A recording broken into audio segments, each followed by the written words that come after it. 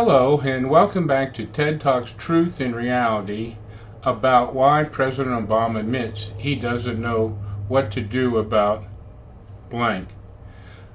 While trying to figure out what I was going to talk about today, I kept pondering different ideas and kept asking the same question again and again.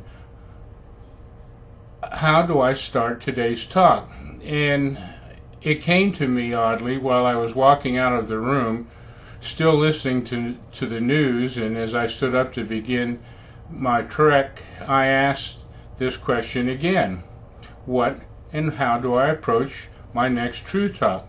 When suddenly I heard the announcer say, President Obama admits he doesn't know what to do about, and then the rest of it was mumbled as I walked out of hearing zone and couldn't hear the rest.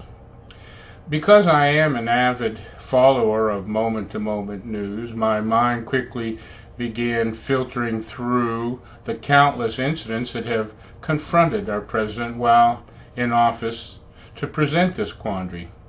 Which of the many difficult problems could they have been talking about? I facetiously interjected maybe Fast and Furious, maybe NSA, maybe IRS, no, maybe the economy, no, maybe the unemployment, no, maybe the rising cost of fuel and food, no, maybe immigration, no, maybe it was about race relations in America, no, maybe it just could be about the sad, gloomy funk descending into and onto America. No, maybe it was over foreign affairs like maybe Russia, maybe Iraq, maybe Iran, maybe Afghanistan, maybe Pakistan, maybe China, maybe North Korea, maybe the sad incident at Benghazi, maybe our relations with Israel, maybe Syria, and just maybe it might have been about ISIL, the terrorists chopping off heads all through the Middle East. Or did it have to do with his signature legacy legislation on Obamacare? When I speak of the effects selfism can have on a person's outside view of reality, nothing more could demonstrate how blind, unconscious addiction to ideology can sway and influence desired outcomes than the steamrolling of Obamacare. What if this rapid transformation or momentum-changing experimental social movement is in the wrong direction for the people? And what lies ahead is worse than predicted by opponents of this far-sweeping change? Which of these dilemmas was he admitting to not knowing what to do about in solving them?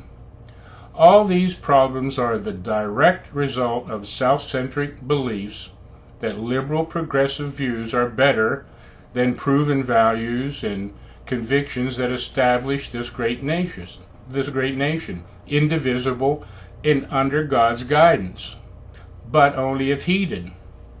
Liberal progressivism demands the separation or division of society into manageable, closed-minded, godless, unconscious groups who foolishly join together for identical self-interest purpose.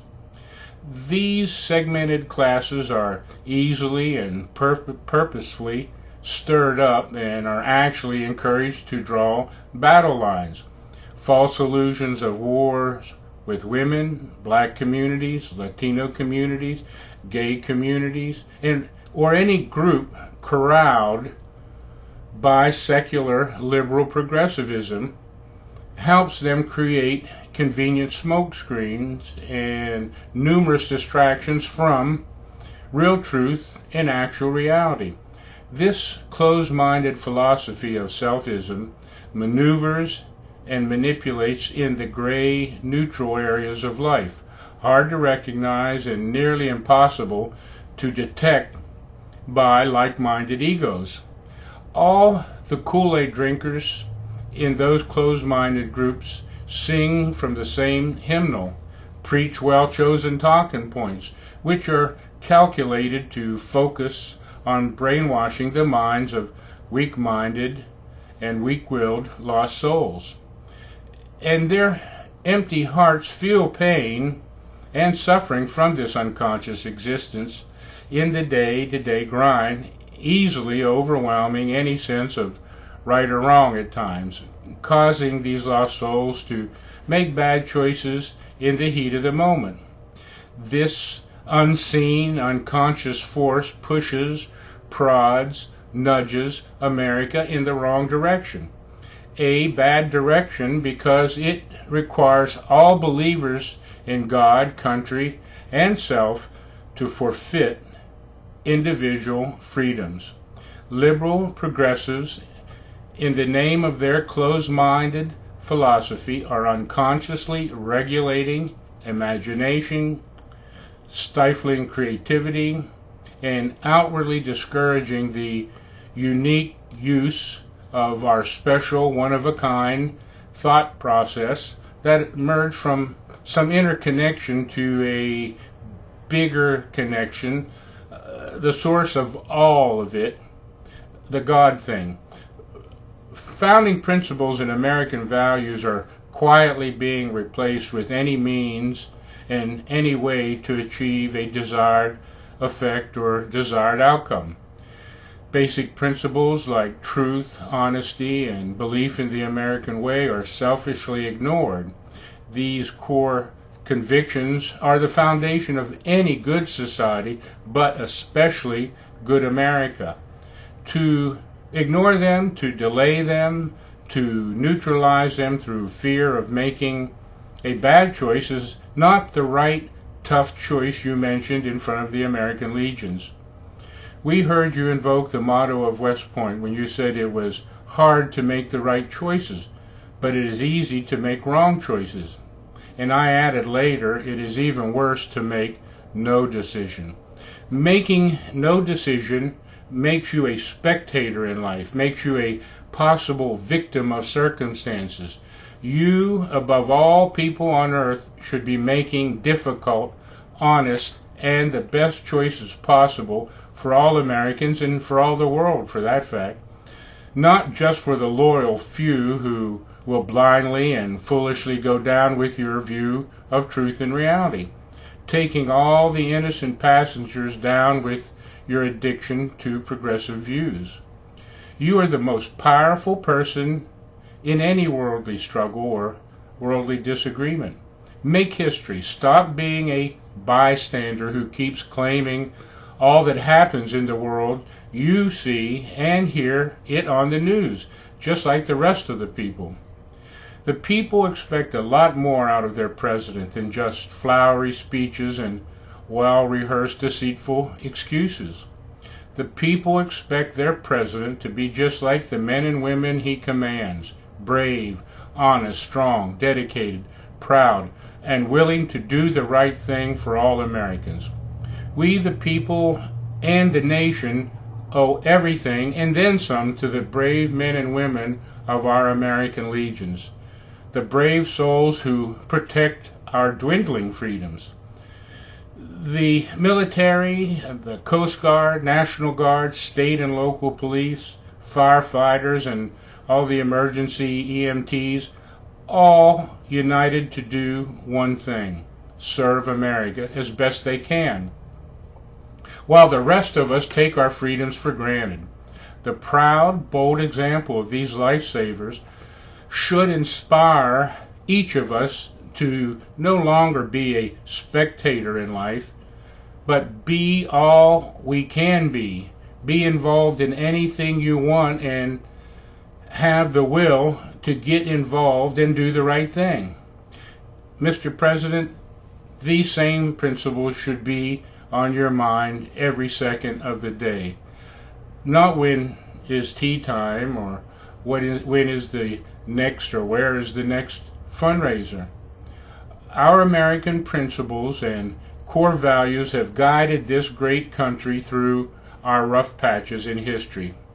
By always keeping the welfare of all Americans above all philosophies, trying to alter, distort, confuse, conquer, or lie about America. Sadly, today, many of our leaders in powerful positions, including you, use many ways and any means possible to cleverly silence and expertly confuse objecting viewpoints from surfacing into the mainstream stream of thought. The complicit news media assures that end results as they down another round of Kool-Aid. I have been trying to open your mind and lock your heart to the truth and reality of how and why these faulty principles evolved from one mortal mind, who championed division, disharmony, disunity, and destruction to defeat any opponent through any means and any way possible to achieve being the only and best view on the issue at hand. Karl Marx was a unique man who lived in a past unique era and time. His philosophy has been disproven time and time again, down throughout history. Only foolish sheep follow such a divisive philosophy, a philosophy that pits various groups against conflicting viewpoints, one unique view versus another unique view, like the conflicting black and white views I demonstrated in an earlier talk. However, Marx's misguided, self-centric, and narrow-minded view of his personal truth and his mini-me reality has nonetheless forged selfism into the internal core principles of Marxism and its offshoots, socialism, liberalism, secularism, fascism, materialism, communism, progressivism, and several other isms, I'm sure. All the outcome or result of selfism, and that disease cleverly masks real truth and actual reality from view. Last week, my wife took me to Rodanthe, a village just north of Avon, to see the reenactment of the old way life-saving was done before there was a U.S. Coast Guard service. A speaker from the Coast Guard helped make the presentation, and he spoke of the pride and dedication of these forerunners to the U.S. Coast Guard. During his presentation, he referenced his pride and dedication and the pride and dedication every serviceman and woman has in protecting the shores and values of America. He explained when he joined to serve the United States of America, his chief said, "On one side of your chest is written the United States Coast Guard. On the other side is your name. Don't do anything to shame or embarrass either. Mr. President, go put on your military coat with Commander-in-Chief of the United States of America on one side and President Barack Obama on the other side. Make the tough, hard choices tempered by the blood, sweat, and tears offered by the many brave souls who fought or currently fight to protect the essence of the actual American way. The American way is a good thing. It is a good vision rendered in the hearts and minds of all those who dared to be free souls, free thinkers, and actual doers of good deeds. One common trait held by all of our great leaders was a belief in a creator and in the individual spirit of all Americans. Please keep that thought in your mind and in your heart as you struggle to do the right thing. Become one who can instinctively know and feel what is right and what constitutes being wrong and evil. Simple as that. Just enjoy doing the right thing. Consciously sever your past thoughts and beliefs in someone else's dream and build your own, using actual truth and understanding of reality to guide you through the maze of life. Because every soul, even the President of the United States of America, must circumvent these hidden, built-in sand traps and pitfalls. Your inner guide carries the light of truth to enlighten your pathway over the hurdles and around the obstacles. Don't allow the disease of selfism to further jeopardize the future of the world. Just do the right thing. The desire and the will to do the right thing should be the weight and measure used in making good, right choices for all Americans going forward. So let us end today's talk with the hope and faith that each of us will strive to think good thoughts and do good deeds. So until we meet again, Godspeed.